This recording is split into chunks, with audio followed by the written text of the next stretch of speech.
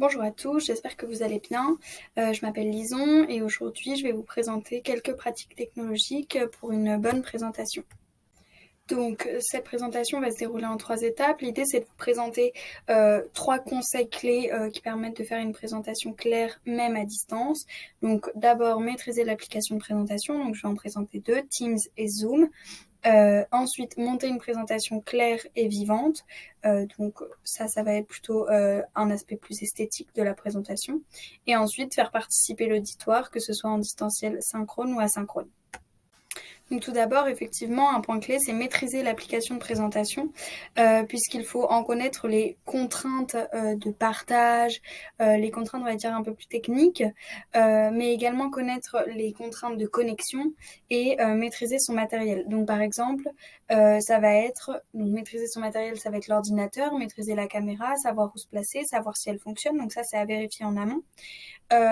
Maîtriser l'application de présentation, ça va aussi être, par exemple, sur Teams ou sur Zoom, on peut partager l'écran. Donc c'est vrai que c'est très pratique, mais il ne faut pas que ça fasse perdre du temps dans le temps de présentation. Donc c'est quelque chose qu'il faut maîtriser en amont. Donc c'est des choses à vérifier avant. Ensuite, comme je le disais, un point clé, c'est de monter une présentation claire et vivante. Donc moi, mon premier conseil, c'est de trouver un thème.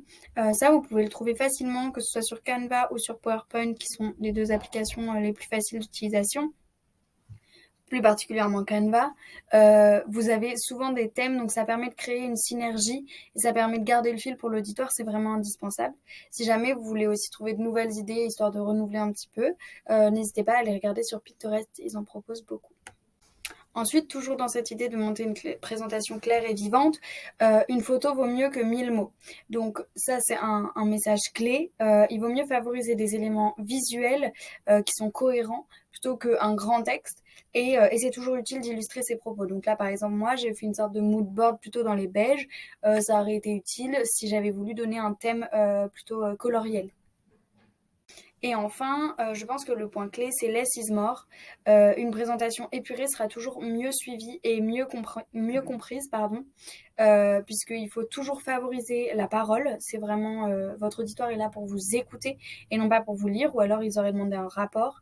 Donc voilà, il faut multiplier les slides plutôt que d'avoir une multitude d'éléments sur les slides.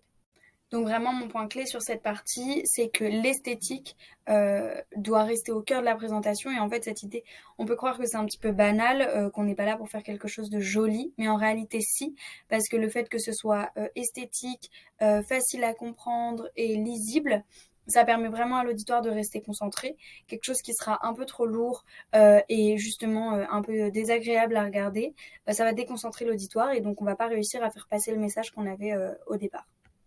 Et enfin, un dernier point indispensable pour bien faire passer son message, c'est de faire participer l'auditoire. Et pour faire participer l'auditoire, il faut assurer la bonne compréhension tout au long de la présentation. Et donc ça va plutôt être quand on est en synchrone, mais c'est voilà, demander s'il n'y a pas des questions, si tout le monde est bien au clair, etc., sur tous les aspects, quitte à ce qu'on coupe la présentation 5 minutes.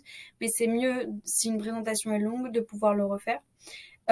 Il faut inviter à la discussion plusieurs fois durant la présentation, que ce soit en commentaire quand on est en asynchrone. Donc là, par exemple, quand je posterai sur YouTube, n'hésitez pas à me laisser vos commentaires pour que je puisse y répondre s'il y a des questions. Et si c'est en synchrone, alimenter la participation. Et enfin, c'est indispensable aussi de connaître son auditoire, donc savoir un petit peu ce qui va les motiver, ce qui va les intéresser aussi, et voir s'il y a des sujets qu'il faut traiter plus en profondeur que d'autres, s'ils connaissent déjà les tenants et les aboutissants de certaines parties du sujet. Et donc en conclusion, c'est indispensable de travailler sa présentation en amont, puisqu'il y a vraiment plein de choses à faire, que ce soit le PowerPoint ou le Canva, maîtriser l'application, connaître son auditoire, c'est des choses qu'il faut faire avant, pas des choses qu'on découvre le jour même. Il faut maîtriser les facteurs qui peuvent nous mettre en difficulté et surtout nourrir et monter une présentation claire et avoir une bonne connaissance de son sujet.